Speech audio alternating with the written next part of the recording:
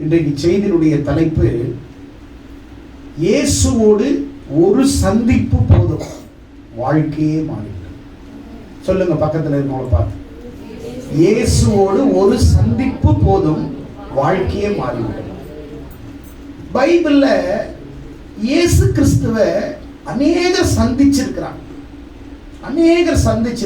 அநேகர் அற்புதம் பெற்றிருக்கிறாங்க, அநேகர் அதிசயம் பெற்றிருக்கிறாங்க, அநேகர் ரட்சிக்கப்பட்டிருக்கிறாங்க, அநேகர் மறுவாழ்வு பெற்றிருக்கிறாங்க. ஆனா இந்த இயேசு கிறிஸ்துவினுடைய பாடுகள் குறித்து இன்றைக்கு நாம் பல சத்தியங்களை அறிந்தாலும் அதிலே ஒரு சில சத்தியங்களை விரிவாக பார்க்க போகிறோம். அநேக வருடங்களாக இயேசு கிறிஸ்துவின் சிலுவை பாடுகள் பல தலைப்பிலே தேவனுடைய வார்த்தையை நாம் கேட்டிருக்கிறோம்.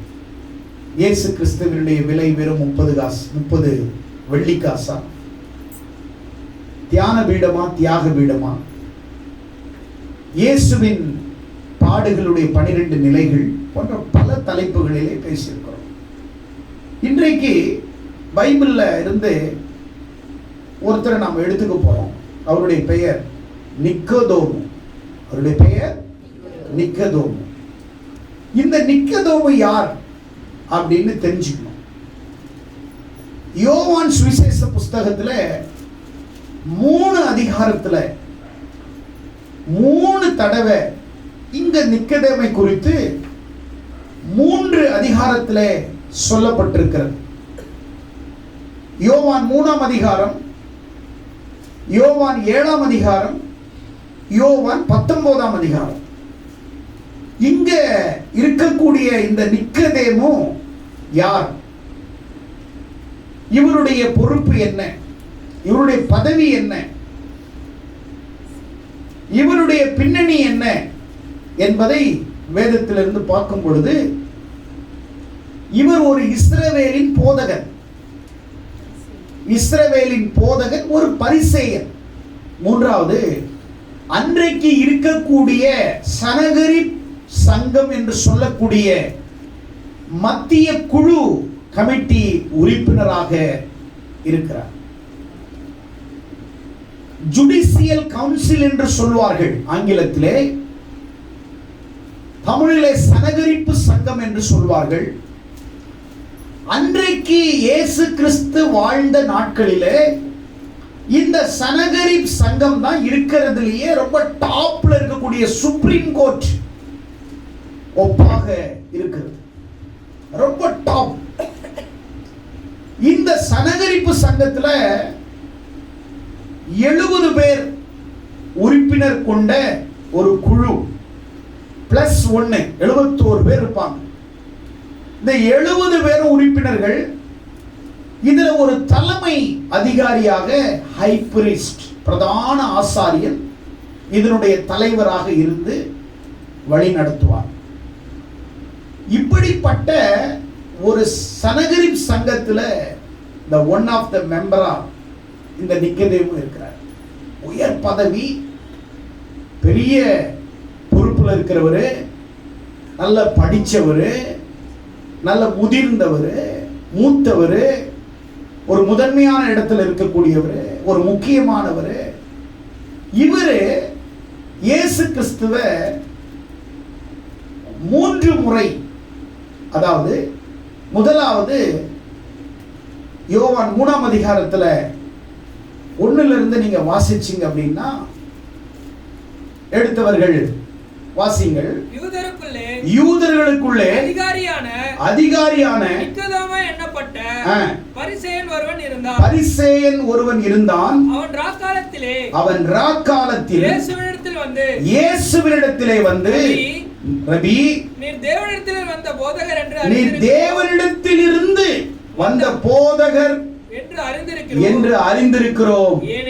ஏனெனில் ஒருவனும் தன்னுடனே தேவன் இராவிட்டால் நீ செய்கிற அற்புதங்களை செய்ய மாட்டான். கவனிங்கள், இந்த சனகரிப்பு சங்கம் இயேசு கிறிஸ்துவை எப்படியாவது அழித்து ஒழித்து விட வேண்டும். இயேசு கிறிஸ்துவை எப்படியாவது கொன்றுவிட வேண்டும். இயேசு கிறிஸ்துவின் மீது அதிக குற்றச்சாட்டுக்களை அடக்கி கொண்டு போன அந்த காலத்தில் இருந்த மிக முக்கியமான இந்த சனகரிப்பு சங்கத்தில் இருக்கக்கூடிய ஒட்டுமொத்த உறுப்பினர்களும் பிரதான ஆசாரியர்களும் இயேசு கிறிஸ்துவுக்கு டெட் அகைன்ஸ்டாய் செயல்பட்ட ஒரு குழு. ஆனா அந்த குழுவுல இருந்து ஒரு நிக்கதேமு இயேசுவை ராத்திரியில வந்து சந்திக்கிறாரு. அப்படின்னா என்ன அர்த்தம்? ஏன் வந்து சந்திக்கணும்? அந்த முழு சனிகரிப்பை இயேசு விரோதமா நிக்குது, அவருடைய வளர்ச்சிக்கு தடையா இருக்குது, அவருக்குடைய ஊழியத்துக்கு முட்டுக்கட்டா இருக்குது, அவரை அழிக்கணும் ஒழிக்கணும்னு நினைக்கிறாங்க. ஆனா ஏன் நிக்கதேமு மட்டும் அதுல இருந்து ஒரு மாறுபட்டவனாக இயேசு கிறிஸ்துவை சந்தித்ததின் நோக்கம் என்ன? எதற்காக வந்தாரு? ஏன் இயேசுவை சந்திக்கிறது நைட்ல வரணும் அப்படின்னா, அவர் ஒரு உயர்ந்த பதவியில் இருக்கிறாரு. ஸோ அந்த கமிட்டிக்கு பயந்து ராத்திரியில வர்றாரு. எருசலேம்ல பெதஸ்தா குளத்துக்கு பக்கத்தில் இயேசு கிறிஸ்துவை அவர் சந்திக்கிறாரு. ராத்திரி நேரத்தில் இயேசுவை வந்து சந்திக்கிறாரு. சந்திக்கும் பொழுதே சொல்றாரு ரபி என்று சொல்லுகிறார். போதகரே என்று அர்த்தம். ரபி என்றால் போதகரே. என்ன அருமையாக மரியாதை கொடுத்து பேசுறார். ஒரு மிகப்பெரிய உறுப்பினராக செனட்ல அந்த சனகரிப்புல உறுப்பினர் ஆகணும்னா சாதாரண விஷயம் கிடையாது. சாதாரண ஆட்கள் அதுல இருக்கவே முடியாது. அப்படிப்பட்ட ஒரு ஆள் இரவுல வந்து ரபி,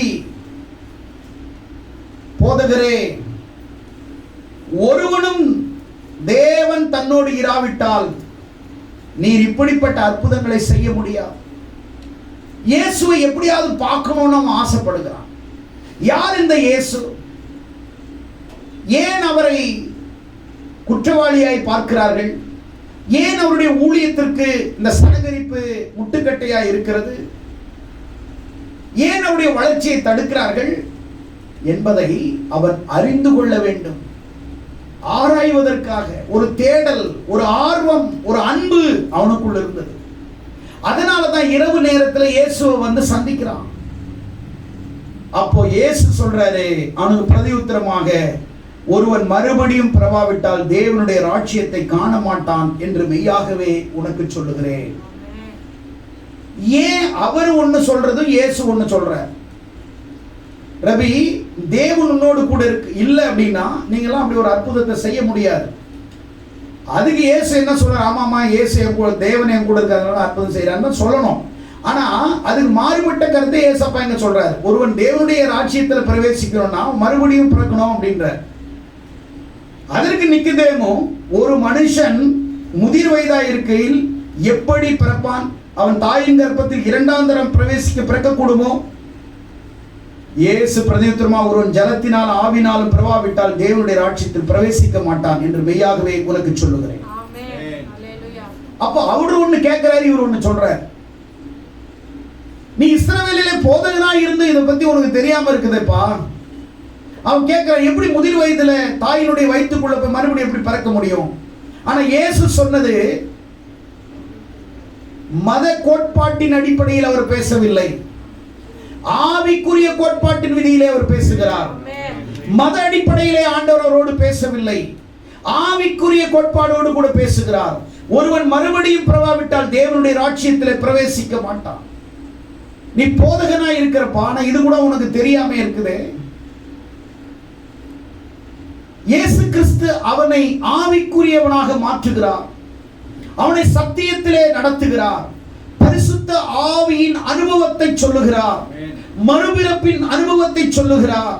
நீ எப்போ இப்படிப்பட்ட சனகரிப்பிலிருந்து என்னை நீ இரவு நேரத்தில் என்னை தேடி வந்திருக்கிறாயோ, எப்போ என்னை தேட வேண்டும் என்று உனக்குள் ஒரு ஆர்வம் வருகிறதோ, தேடல் வருகிறதோ, ஒரு ஆர்வம், உற்சாகம், ஒரு உண்மை, ஒரு அன்பு வருகிறதோ, அப்போவே நான் உன்னை பார்த்துட்டேன். இன்னும் வேதத்தின் மகத்துவங்களை, ஆவிக்குரிய வாழ்க்கையில் எப்படி வளர வேண்டும், ஆவிக்குரியவன் எப்படி பிறக்க வேண்டும், ஆவிக்குரியவனுடைய மாற்றம் எப்படி இருக்க வேண்டும், ஆவிக்குரிய உறவுகள் எப்படி இருக்க வேண்டும், ஆவிக்குரிய ஆன்மீகத்திலே நீ எப்படி வளர வேண்டும் என்று இயேசு கிறிஸ்து நிக்கதேமுக்கு இன்னும் அதிகமான சத்தியங்களை, உபதேசங்களை போதிக்கிறார். அநேக சத்தியங்களை போதிக்கிறார். அன்றைக்கே அவன் ரட்சிக்கப்பட்டவனாக, இயேசு கிறிஸ்துவினுடைய சீஷனாக, இயேசு கிறிஸ்துவின் மகனாக மாறி அன்றைக்கு முழுவதுமாக இயேசுவிடத்திலே தன்னை அர்ப்பணிச்சு அந்த நிக்கதேமு ரட்சிக்கப்பட்டவனாக, மனம் திரும்பினவனாக, புதிய ஆவின் அபிஷேகத்தை பெற்றவனாக, மனமாற்றத்தை நோக்கி, மத சடங்கை அல்ல, மனமாற்றத்தை நோக்கி அவன் புறப்பட்டு போகிறான். இப்படி இந்த நிக்கதேமு ஒரு சனகரிப்புல உறுப்பினராக இருந்தாலும் அவர்களுக்கு பயப்படாமல் இயேசுவை சந்திக்கிறான். அப்ப இயேசுவை சந்திக்கும் பொழுது அந்த அனுபவத்தை அவன் பெற்றுக் கொள்ளுகிறான். அந்த அனுபவத்தை பெற்ற பிறகு அந்த நிக்கதேமு இயேசுவுக்கு சீஷனாக மாறிவிடுகிறான், இயேசுவின் பிள்ளையாக மாறிவிடுகிறான். ஆனால் என்ன, அவன் அந்தரங்க சீஷனாக பயணிக்கிறான். காரணம், அவனுடைய பொறுப்பு, அவனுடைய வேலை, அவன் இருக்கிற பொசிஷன் அப்படிப்பட்ட ஒரு பொறுப்புல இருக்கிறபடினால அவன் ரட்சிக்கப்பட்டவனாக, இயேசு கிறிஸ்துவின் சீஷனாக, அந்தரங்க சீஷனாக அவன் மாறிடுறான். அதுக்கப்புறம் அவன் போறான்.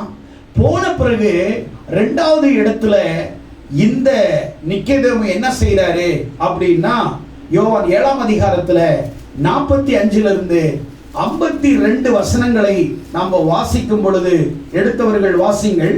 யோவான் 7ஆம் அதிகாரம் 45 இருந்து வாசிங்க. அந்த சேவகர்கள் பிரதான ஆசாரியரிடத்தில் பரிசேயரிடத்தில் வந்து வந்தார்கள். இவர்கள் அவர்களை நோக்கி நீங்கள் அவனை ஏன் கொண்டு வரவில்லை என்று. நல்ல கவனிங்க. இப்போ இயேசுவை பிடிச்சிட்டு வர்றதுக்கு அந்த சனகரிப்பு சங்கத்தினுடைய பிரதான ஆசாரியர்கள், அதாவது இந்த குழு உறுப்பினர்கள், இவர்கள் எல்லாரும் ஒன்னா சேர்ந்து இயேசுவை சேவகர்களை அனுப்பி அவனை பிடிச்சிட்டு வாங்கன்னு சொல்றாங்க. ஏன் இயேசுவை அவர்கள் பிடிக்க வேண்டும்? ஏன் இயேசு மீது அவர்கள் குற்றம் சாட்ட வேண்டும்? ஏன் இயேசுவை கைது செய்ய வேண்டும்? என்ன செய்தார் அவர்? அப்படி என்ன தவறு செய்தார்? எதற்காக இவர் போய் அவர்களை அரெஸ்ட் பண்ண வேண்டும் என்றால் 3 காரியங்கள் இருக்கிறது. இயேசு மீது அவர்களுக்கு இருந்த 3 கோபங்கள் இருக்கிறது. ஒன்று, மத ரீதியாக இயேசு கிறிஸ்து ஒரு மிகப்பெரிய தலைவனாக உருவெடுத்துக் கொண்டிருக்கிறார். ஏனென்றால் இவர்கள் மெசியாவை கடவுளாக பார்க்கிறார்கள். இயேசுவை இவர்கள் கடவுளாக அங்கீகரிக்கவில்லை. காரணம், இயேசு பிறப்பதற்கு முன்னே இவர்கள் தோராவை சார்ந்தவர்கள், மோசேயினுடைய நியாய பிரமாணத்தை சார்ந்தவர்கள், மோசே இவர்கள் ஆராதிக்கக்கூடியவர்கள், மோசே இவர்கள் கடவுளாய் ஏற்றுக்கொள்வார்களே ஒழிய இயேசுவை ஏற்றுக்கொள்ள மாட்டார்கள். மோசையை மதிப்பார்கள், இயேசுவை மதிக்க மாட்டார்கள். ஏனென்றால் இயேசு கிறிஸ்து மரியாளின் வயிற்றிலே பிறந்த ஒரு மனுஷனாக அவர்கள் பார்த்தார்களே ஒழிய அவர் தேவனுடைய குமாரனாக அவர்கள் அங்கீகரிக்கவில்லை. காரணம் என்ன அப்படின்னா, இயேசு கிறிஸ்து பிறப்பார் என்று 700 வருடங்களுக்கு முன்பே ஏசாயா தீர்க்கதரிசி இயேசுவின் பிறப்பை முன்குறித்தார். அதே ஏசாயா தீர்க்கதரிசி ஏசாயா 53ஆம் அதிகாரத்திலே இயேசுவின் பாடுகளை குறித்து அவர் பதிவு செய்கிறார். அப்படியானால் இயேசு கிறிஸ்து என்கிறவர் பழைய ஏற்பாட்டு காலத்திலே தீர்க்கதரிசியாகிய ஏசாயாவை முதற்கொண்டு இயேசுவின் பிறப்பு முன்குறிக்கப்பட்டிருக்கிறது, அவருடைய பாடுகள் முன்குறிக்கப்பட்டிருக்கிறது. அவர் சகரியாவின் புஸ்தகம் 9ஆம் அதிகாரம் 9ஆம் வசனத்திலே பார்க்கும் பொழுது அவருடைய கடைசி பவனியை குறித்து எழுதப்பட்டிருக்கிறது. இயேசு கிறிஸ்து எருசலேம் மீதிலே அந்த கழுதையின் மீது கடந்து வருவார். அவருக்கு முன்பாக ஜனங்கள் அவரை ஓசன்னா என்று கூப்பிடுவார்கள், ஆர்ப்பரிப்பார்கள் என்று சொல்லி அவரை குறித்து சகரியாவின் புஸ்தகத்திலே, ஏசாயாவின் புஸ்தகத்திலே பிறப்பு, ஏசாயாவின் புஸ்தகம் 53ல அவருடைய பாடுகள், மரணம், சகரியாவின் புஸ்தகத்திலே அவர் கடைசியாக எருசலேமிலே பவனியை நோக்கி கடந்து போகிற அனுபவம் எல்லாம் தீர்க்க தரிசனமாய் எழுதப்பட்டிருக்கிறது. ஆனாலும் இந்த பிரதான ஆசாரியர்களுக்கு என்ன பிரச்சனை? இவன் மரியாளுக்கும் யோசேப்புக்கும் பிறந்த ஒரு சாதாரண மனுஷன், இவனை எப்படி ஒரு தேவனுடைய குமாரனாக, ஒரு சன் ஆஃப் காடாக எப்படி நாம் அக்செப்ட் பண்றது, ஏற்றுக்கொள்வது? இவர்களால் அது முக்கியம் அல்ல, ஏற்றுக்கூட கொள்ளலாம். ஆனால் எதற்காக இவருக்கு விரோதமாய் அவர்கள் செய்கிறார்கள் என்றால், நம்பர் 1, அவர் அந்த காலத்திலே முழு இஸ்ரவேல் தேசத்திலே அற்புதங்களும் அடையாளங்களையும் செய்து ஒட்டுமொத்த யூதர்கள் இயேசுவை பின்பற்ற தொடங்கினார்கள். இயேசுவை கடவுளாக ஏற்றுக்கொண்டார்கள். இயேசுவின் சீஷனாக மாறி அவருக்கு அதிகமான சீஷர்கள் பெருக ஆரம்பித்து விட்டார்கள். இது இவர்களுக்கு ஒரு பொறாமையாய் மாறிவிட்டது. இவர்களுக்கு இது ஒரு எரிச்சலாய் மாறிவிட்டது. ஏனென்றால் காலப்போக்கில் அவரே ஒரு தலைவனாக உருவெடுத்து விடுவார், அவரே ஒரு பெரிய மதத்தின் முக்கிய ரபியாக தேர்ந்தெடுக்கப்படுவார் என்ற ஒரு பயம் சனகரிப்பு சங்கத்தில் உள்ள எல்லோருக்கும் இருந்தது. இரண்டாவது காரியம், அவர் மீது எரிச்சல் படுவதற்கு பரிசேயர்களையும் சதுசேயர்களையும் வேதப்பாரர்களையும் அவர்களுடைய மாய்மாலத்தை குறித்து ஆண்டவர் நேரடியாக பேசி அவர்களை கடிந்து கொண்டு அவர்களுடைய தவறுகளை சுட்டிக்காட்டி, நீங்கள் செய்வது தவறு என்பதை அவர்களை குறித்ததான செய்திகளை வெளிப்படையாக அவர் எடுத்துரைத்ததினாலே அவர்களுக்கு அவர் என்னவா மாறிவிட்டார் என்றால் சத்ருவாக அவரை பார்க்க ஆரம்பித்து விட்டார்கள். இயேசுவை ஏற்றுக்கொள்ள முடியவில்லை. காரணம், எங்களையும் அவன் என்ன செய்கிறான்? எங்கள் குறைகளையும் அவன் சுட்டிக்காட்டுகிறான். மூன்றாவதாக, அவர் தேவனுடைய குமாரன் என்று சொல்லுகிறாரே தன்னைத்தான், அது எப்படி ஏற்றுக்கொள்ள முடியும்? அவர் எப்படி தன்னைத்தானே தேவனுடைய குமாரன், தேவனிடத்தில் வந்தேன் என்று எப்படி சொல்லுகிறார்?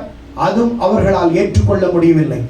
ஆகையால் இந்த சனகரிப்பு சங்கம் என்று சொல்லக்கூடியது கிட்டத்தட்ட 71 உறுப்பினர் கொண்ட இந்த சங்கம் மத கோட்பாடுக்காக உருவாக்கப்பட்டது, சமூக சூழலுக்காக உருவாக்கப்பட்டது. மூன்றாவது, சனகரிப்பு சங்கம் ஏற்படுத்தினதின் நோக்கம் என்ன அப்படின்றால், கொலைகள், பொய் வழக்குகள் மற்றும் தவறான காரியத்தை தீர்ப்பதற்காக, கொலைகள், கொலைவெறி தாக்குதல், பொய்யான வழக்குகளை விசாரிப்பதற்கு இந்த சனகரிப்பு சங்கம் அன்றைக்கு துவங்கப்பட்டது. ஆனால் எதற்காக இந்த சங்கம் சனகரிப்பு துவங்கப்பட்டதோ அதுக்கு டெட் அகைன்ஸ்டாக சனகரிப்பு சங்கம் மாறியது. இயேசுவின் மீது பொய் வழக்கு போட்டார்கள், இயேசுவின் மீது குற்றம் சாட்டினார்கள், இயேசுவை மரணத்துக்குள்ளாக ஆக்க வேண்டும் என்று, தீர்க்க வேண்டும் என்று திட்டமிட்டார்கள். இங்கதான் அவர்கள் இப்பொழுது சொல்லுகிறார்கள், சேவகர்களை பார்த்து சொல்லுகிறார்கள், ஏன் நீங்க இயேசுவை கைது செய்யல, ஏன் பிடிச்சிட்டு வரல அப்படின்னு பிரதான ஆசாரியர்கள் கேட்கும் பொழுது அவங்க என்ன சொல்றாங்க? வாசிங்க அடுத்த வசனத்துல.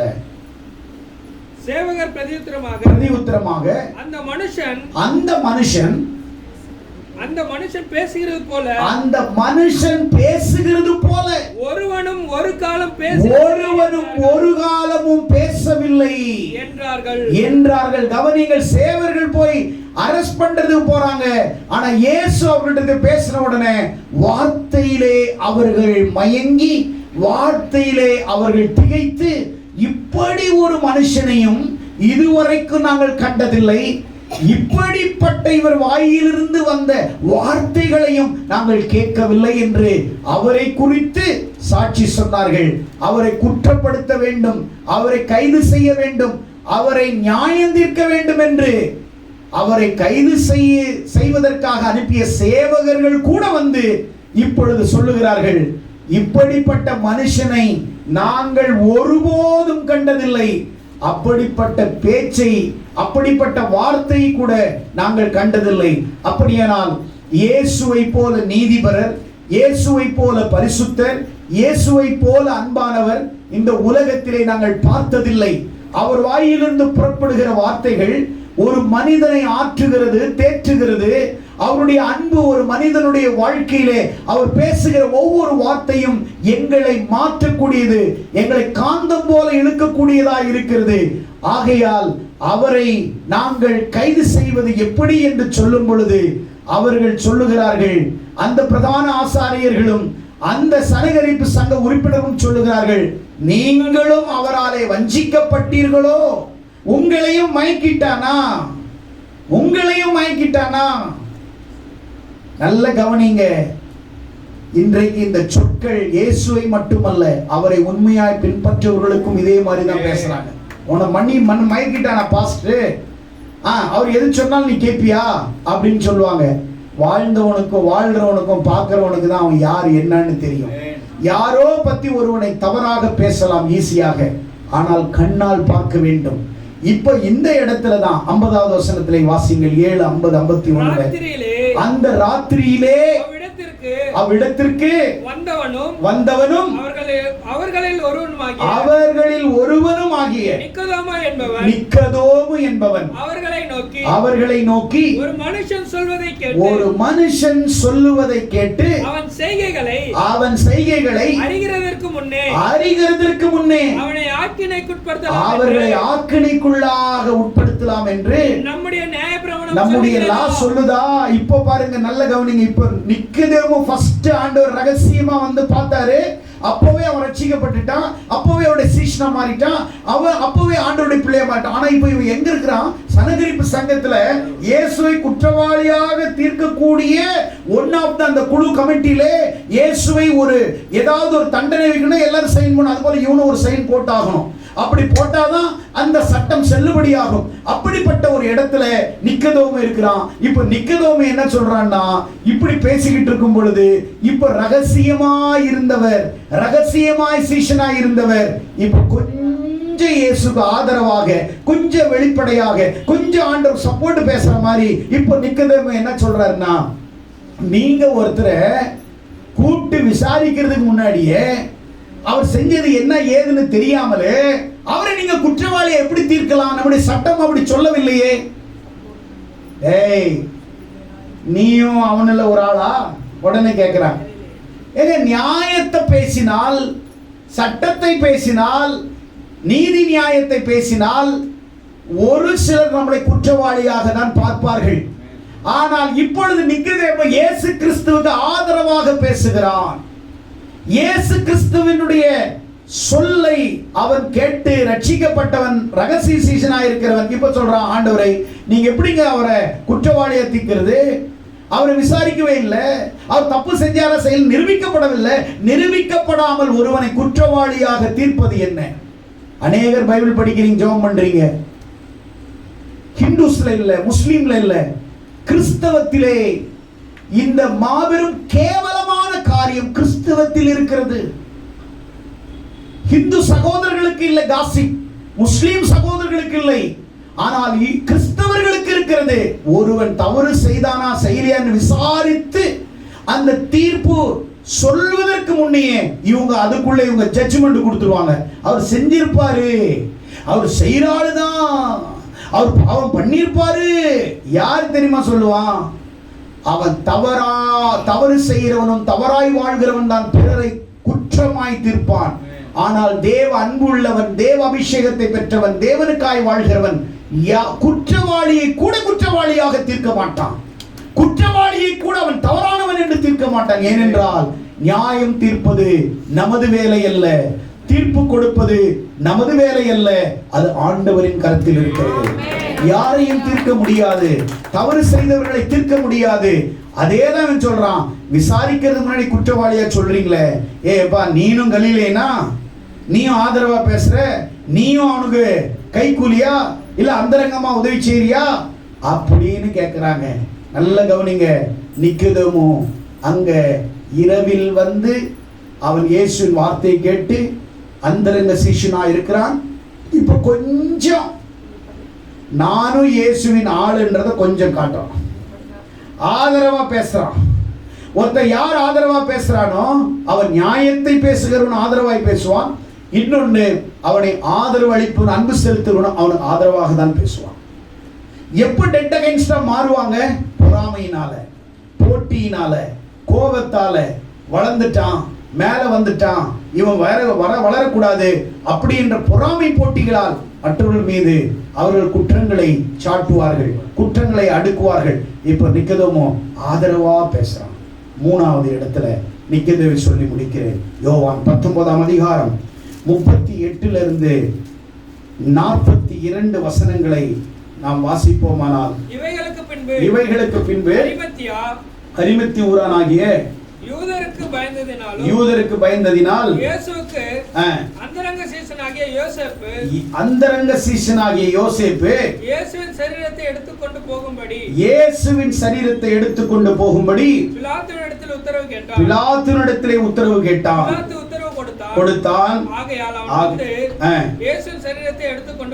சரீரத்தை எடுத்துக்கொண்டு போனான். ஆரம்பத்தில் ஒரு ராத்திரியில்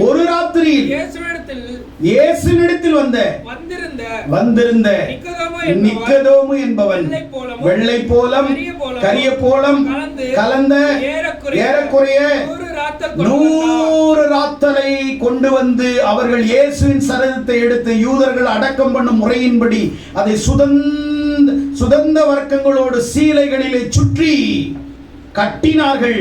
அவர் சிலுவையிலே அறையப்பட்ட இடத்தில் ஒரு தோட்டம், அந்த தோட்டத்தில் ஒரு காலம் ஒருவனிடம் வைக்கப்பட்டிருந்த புதிய கல்லறையிலே வைத்தார்கள். பிரியமானவர்களே, முதலாவது ராத்திரியிலே வந்த நிக்கதேமு, 7ஆம் அதிகாரத்திலே ராத்திரியிலே வந்த நிக்கதேமு, இங்கே 19ஆம் அதிகாரத்திலே ராத்திரியிலே வந்த நிக்கதேமு, இப்போ இரவிலே வந்தவன், நடுவிலே நின்றவன், மூணாவது வெளிச்சத்துக்கு வந்தவன்.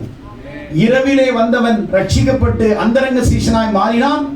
அதற்கப்புறம் ஆண்டவருக்கு ஆதரவாக நியாயத்து பக்கம் நின்றான், நியாயத்துக்காக நின்றான். மூணாவது இயேசு மரிச்சு போன பிறகு வெளிப்படையாக வெளியரங்கமாக வெளிச்சத்துக்கு வந்து நிக்கதோமு, யார் பார்த்தா என்ன, யார் பார்க்கலன்னா என்ன, சனகரிப்புல இருந்தா என்ன, சனகரிப்புல இருந்து தூக்குனா என்ன, இதுக்கு மேல நான் அந்தரங்க சீஷனாக நான் இருக்க முடியாது. இனி பயந்து என்னால நான் வாழ முடியாது. இனி நான் இயேசுவை பயந்து யாருக்கும் தெரியாம அந்தரங்கமா நான் இனி வாழ முடியாது. அந்தரங்கமா அவரை பத்தி நான் பேச முடியாது. இனி நான் வெளியரங்கமா இயேசுவின் பிள்ளை என்பதை உலகமே அறிஞ்சுக்கிட்டோன்னு சொல்லி நிக்கதோமு இப்ப வெளிப்படையா வந்து அவர்கிட்ட இருந்த 100 பவுண்ட் ராத்தலை, வெள்ளை போலத்தையும் கரிம போலத்தையும் கொண்டு வந்து இயேசுவின் பாடியில, அந்த பாடியில அதை எல்லாவற்றையும் கொட்டி அவர்களை ஒரு அரசனை அடக்கம் செய்வது போல ஒரு அரசு மரியாதையாக அவனிடத்தில் வைத்திருந்த விலை உயர்ந்த செல்வங்களான வெள்ளை போலத்தையும் கரிம போலத்தையும் கிட்டத்தட்ட 30 35 கிலோ எடை கொண்ட அந்த வாசனை திரவியங்களை இயேசுவின் சரீரத்திலே அவனுடைய ஆண்டவருடைய பாடியிலே ஊற்றி அவரை இறுதி அரசு மரியாதை செய்தது போல, ஒரு அரசனுக்கு செய்வது போல ஒரு மரியாதை. இந்த நிக்கதேமு வந்து இயேசு மரித்த பிறகு எல்லாரும் பார்க்கிற மாதிரி, சனகரிப்பு பார்க்கிற மாதிரி, பிரதான ஆசிரியன் பார்க்கிற மாதிரி, பிலாத்து பார்க்கிற மாதிரி, சேவர்கள் பார்க்கிற மாதிரி, சபையினுடைய சர்ச்சு டெம்பிள் கார்டு பார்க்கிற மாதிரி, சனகரிப்பினுடைய உயர்ந்த அதிகாரிகள் பார்க்கிற மாதிரி, இனி நான் அந்தரங்கமாக நான் பயந்து இனி நான் இயேசுவுக்காக வாழ மாட்டேன். இயேசு உயிரோடு இருக்கும் பொழுது கூட அவர் அந்தரங்க சீஷனாய் இருந்தார். இயேசு பிடிக்கப்படும் பொழுது இயேசு அந்த சீஷனாய் இருந்து ஆதரவாய் இருந்தார். ஆனால் இயேசு மரித்த பிறகு அந்த நிக்கதேமு தன்னிடத்திலே விலை உயர்ந்த செல்வங்களை, கிட்டத்தட்ட இன்றைக்கு அதனுடைய மதிப்பு அமெரிக்க டாலர்ல $16,000 இருந்து $20,000 ஒப்பிட்டு பேசப்படுகிறது. இந்திய மதிப்பிலே 16 லட்சம். எத்தனையோ வருஷங்களுக்கு முன்பு 16 லட்சம் மதிப்புடைய தன்னுடைய செல்வத்தை, தன்னுடைய வெள்ளை போலத்தை, கரிம போலத்தை, தன் செல்வம் முழுவதையும் இனி எனக்கு இது தேவையில்லை, இயேசுவின் சரீரத்துக்கு இதை அவருடைய சரீரத்திலே கொட்டி நான் இறுதியாக என் இயேசுவுக்கு நான் அஞ்சலி செலுத்தி மரியாதை செலுத்தி என் ஆண்டவருக்காக நிற்பேன். இனி நான் வெளியரங்கமான சீஷனாக ஆண்டவருக்காக ஊழியம் செய்கிற செய்கிறவனாக இனி நான் பயப்பட மாட்டேன் என்று ஆண்டவருடைய மரணத்திலே அவனும் வந்து யோசேப்போடு சேர்ந்து அவருடைய சிலுவையில் இருந்த அவருடைய மரணத்தை, அவருடைய பாடியை இறக்கி, உடலை இறக்கி பிலாத்தினிடத்திலே கேட்டு, ஒரு யாரும் வைக்கப்பட்டிராத ஒரு புதிய கல்லறையிலே இயேசுவை அவர்கள் அடக்கம் செய்து தங்களிடத்தில் இருந்ததை கொடுத்து, இப்பொழுது இந்த நிக்கதேமு வெளியரங்கமாக சொல்லுகிறான், நான் அந்தரங்க சீஷன் அல்ல, நான் இனி வெளிப்படையான சீஷன். இனி நான் ஆண்டவருக்காக நிற்பேன், நான் ஆண்டவருக்காக வாழ்வேன், ஆண்டவருக்காக ஜீவிப்பேன் என்று வெளிப்படையாக இரவில் வந்த நபர், நடுவில் நின்ற நபர், வெளிச்சத்துக்கு வந்த நபர். ஒரு நாள் இரவில் வந்தார், ஒரு நாள் நடுவில் நின்று ஆதரவு பண்ணார், இப்பொழுது வெளிச்சத்தில் வந்த தன்னையே எஸ் நான் கிறிஸ்துவின் சேவகன், கிறிஸ்துவின் சீஷன் என்பதை வெளியரங்கமாய் ஒப்புக்கொண்டார். பிரியமானவர்களே, உங்க வாழ்க்கையிலும் நான் உங்களுக்கு சொல்லுகிற மிக முக்கியமான செய்தி என்னவென்றால், நிக்கதேமோவை போல உங்க வாழ்க்கையில தேவனை ஏற்றுக்கொள்ளலாம், அநேகரை நீங்கள் உருவாக்கலாம், அநேகரை நீங்கள் தேவனுடைய பிள்ளைகளாய் மாற்றலாம். அதே மாதிரி நீதி பக்கம், நியாயத்து பக்கம் நிற்க வேண்டும். இயேசுவினுடைய மரணத்திலே, அவருடைய சிலுவை பாடுகளிலே நின்ற கொஞ்சம் பேர் தான் அவருடைய சிலுவை பாடுகளிலே இயேசுவோடு நின்றார்கள். இயேசுனுடைய சிலுவையின் கடைசி வரைக்கும், இயேசுவின் கடைசி வரைக்கும் நின்றவர்கள். அவர்கள் காட்டிய விசுவாசம், அவர்கள் காட்டிய அன்பு, மார்க் 14 அதிகாரம் 50 வசனத்திலே வாசிக்கும் பொழுது, சீஷர்கள் பெரும்பாலோர் விலகிவிட்டார்கள். இயேசு மரிக்கும் பொழுது, நான் இயேசுவின் சீடன், நான் இயேசுக்கு ஆதரவாளன், இயேசுவோடு வாழ்ந்தவர்கள், இயேசுவோடு உண்டு உறங்கினவர்கள், இயேசுவின் அற்புதங்களை கண்டவர்கள், இயேசுவோடு நன்மை அனுபவித்தவர்கள், இப்பொழுது சொல்லப்பட்டு எடுத்து வாசிங்கள். மார்க் 14:50 வசனம். அப்பொழுது எல்லாரும் அவரை விட்டு விலகி போனார். இயேசு மரிக்கும் பொழுது அவரோடு கூட யாரும் இல்லை, எல்லாரும் விலகி போனார்கள். 5 பேர் மட்டும்தான் இருந்தாங்க. யோவான் 19 அதிகாரம் 25 வசனத்திலே எழுதும் பொழுது, மரியாள் இயேசுவின் தாய் மட்டும் கடைசி வரைக்கும் அந்த கொல்கதாவிலே, அந்த சிலுவையின் நிழலிலே, இயேசு கிறிஸ்து மரித்த அந்த சிலுவையின் அருகிலே இயேசுவின் தாயாகிய மரியாள் மட்டும் நின்று கொண்டிருக்கிறாள். மார்க் 15 அதிகாரம் 40 வசனத்திலே, மகதலேனா மரியாள், சலோமி, இவங்க இயேசுவின் சிலுவை அண்டையிலே கடைசி வரைக்கும் நிற்கிறார்கள். 4வது நபர் இன்னொன்னு, அவங்க பேரும் மரியாள். மகதலேனா மரியாள், இயேசுவின் தாயாகிய மரியாள், யாக்கோபின் தாவியாகிய மரியாள், சலோமி, 4வதாக யோவான் 19, 26, 27 அவருக்கு அன்பாயிருந்த யோவான் சீஷன். 5 பேர் தான் கல்வாரி சிலுவையின் கடைசி பரியந்தம் அவரோடு நின்றார்கள். என்ன கற்றுக்கொள்ளுகிறீர்கள் இதிலிருந்து? நிக்கதேமு கடைசி வரைக்கும் நின்றான். இரவில் வந்து ரகசிய சீஷனாய் மாறினான். எல்லாருக்கும் நடுவில் நின்று ஆதரவாய் எழும்பி குரல் கொடுத்து நியாயத்தை, நீதியை நிலைநாட்டினான். 3வது, இயேசு மரித்த பிறகு இதுக்கு மேல எனக்கு சனகரிப்பும் வேண்டாம், இந்த எதுவுமே எனக்கு வேண்டாம், நான் ஆண்டவருக்காக வெளிப்படையாக தன்னை, எஸ் நான் ஒரு சீஷன், நான் ஒரு டிசிபிள் ஆஃப் ஜீசஸ், நான் ஆண்டவருடைய சீஷன், வெளிப்படையாக சொன்னான். அநேகர் சபைக்கு வருகிறோம், அநேகர் வேதத்தை அறிகிறோம். உனக்காக மரித்த இயேசு கிறிஸ்து, உன்னை வாழ வைக்க மரித்த இயேசு கிறிஸ்துவுக்காக நீ கடைசி வரைக்கும் நிற்கிறாயா? துன்பத்தில், இன்பத்தில், கஷ்டத்தில் நிற்கிறாயா? 5 பேர் கடைசி வரைக்கும் நின்னாங்க. 3 காரியம் அவரோடு நிற்பதற்கு 3 காரியம். 1 அன்பு, இன்னொன்று அஞ்சாமை, 3வது நீதி. இயேசுவை பாதுகாக்க முடியாது என்று இந்த 5 பேருக்கு தெரியும். இயேசு சிலுவையில் அறைஞ்சிட்டாங்க, இவங்களை பாதுகாக்க முடியும் தெரியும். ஆனாலும் அவங்க அருகிலே நின்றார்கள். 5 பேர் மட்டும் எல்லாம் ஓடிட்டாங்க. பேதுரு உட்பட எல்லாம் ஓடிட்டாங்க பயந்து. கடைசி வரைக்கும். உன் வாழ்க்கையில் அவமான, நிந்தை, நடுக்கம், பிரச்சனை, பொய் வழக்குகள், பொய் குற்றச்சாட்டுகள் உன் மேல போட்டாலும் நீ ஆண்டவருக்காக நிற்பியா? ஆண்டவரை பார்க்கிற நிற்பியா? இரண்டாவது அஞ்சாமை.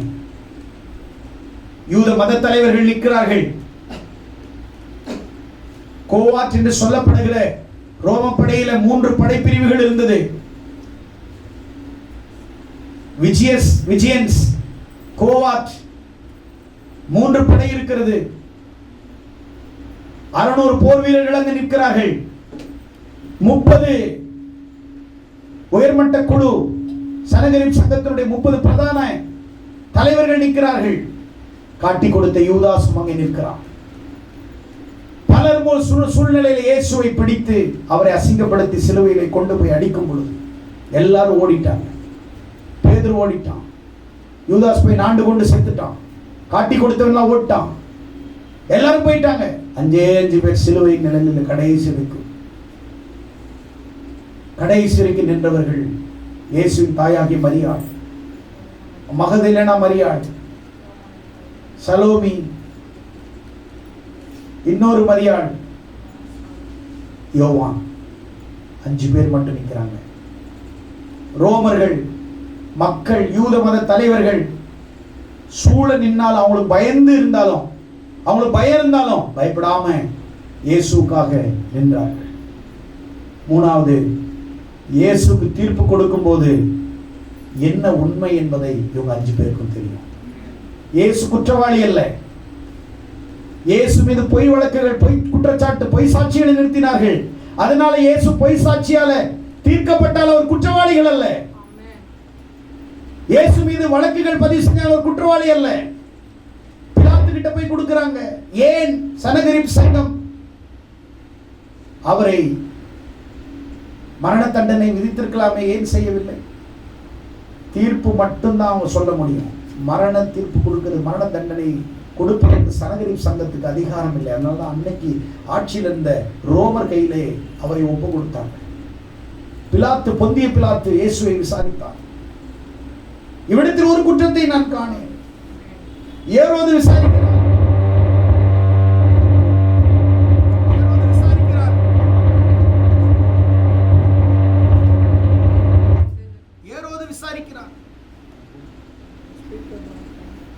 ஏரோது விசாரிக்கிறார்.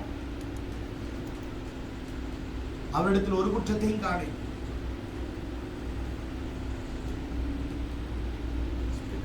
ஒரு குற்றத்தை சனகரிப்பினால் அவங்களால எந்த ஒரு குற்றத்தையும் காண முடியவில்லை. எதையுமே செய்ய முடியவில்லை. ஒரு குற்றம் கூட செய்யாது. ஆனால் சிலுவை மரணம். பலியாக்கப்பட்டார்.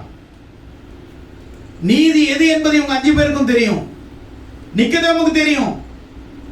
அன்னை இயேசுக்காக ஆதரவா இருந்த ஒரு நிக்கதேமு. கடைசி வரைக்கும் இயேசுவை பின்பற்றி பக்கத்தில் இருந்த 5 பேர்.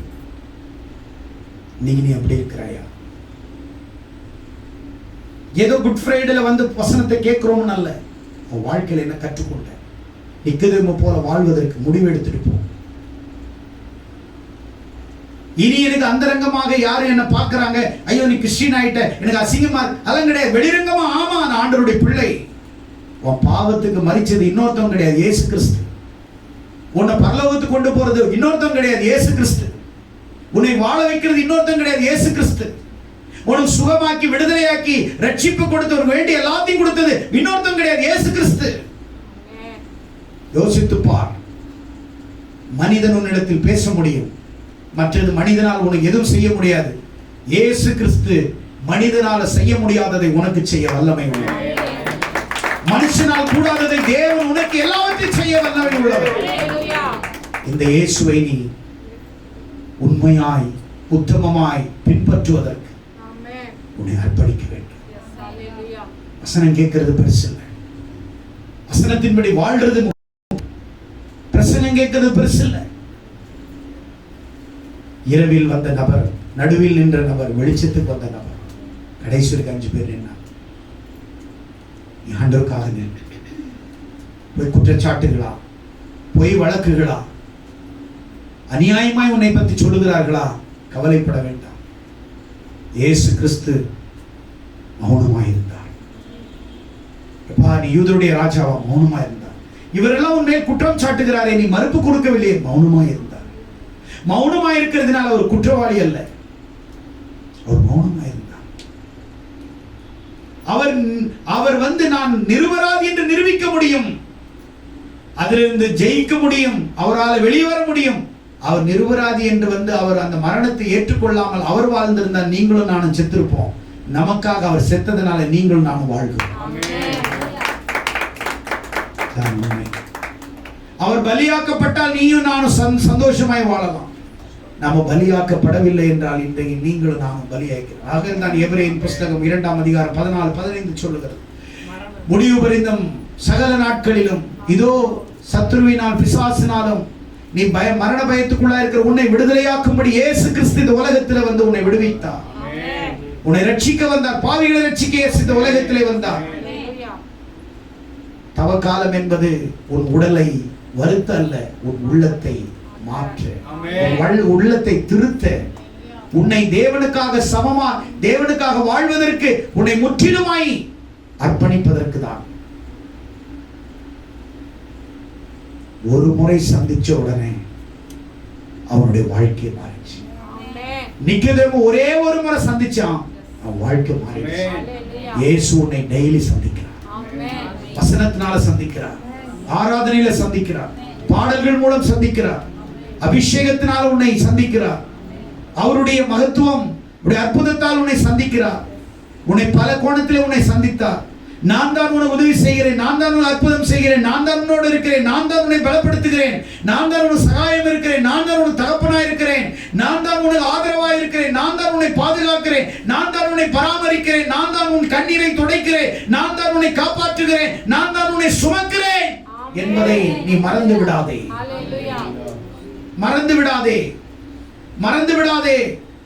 நிக்கதேமை நினைத்துக் கொள்ளுங்கள். புனித வெள்ளி அன்று இன்றைக்கு செய்தியை கேட்ட உங்கள் வாழ்க்கையில், ஏசப்பா, நாங்க கடைசி வரைக்கும் நின்ற மரியாதை போல, மகதலேனா மரியாதை போல, சலோமியை போல, யோவானை போல நாங்கள் உங்களுடைய சமூகத்தில் நிற்போம். பத்திரங்கள், பாடுகள் வரலாம், வேதனைகள் வரலாம், ஆனால் இவைகளிலிருந்து எங்களை பிரிக்க முடியாதபடி எங்களை அர்ப்பணிக்கிறோம் என்று சொல்லி கண்களை மூடி ஜெபிப்போம். எல்லாரும் எழுந்து நின்று, ஆண்டவரே என்னை அர்ப்பணிக்கிறேன்,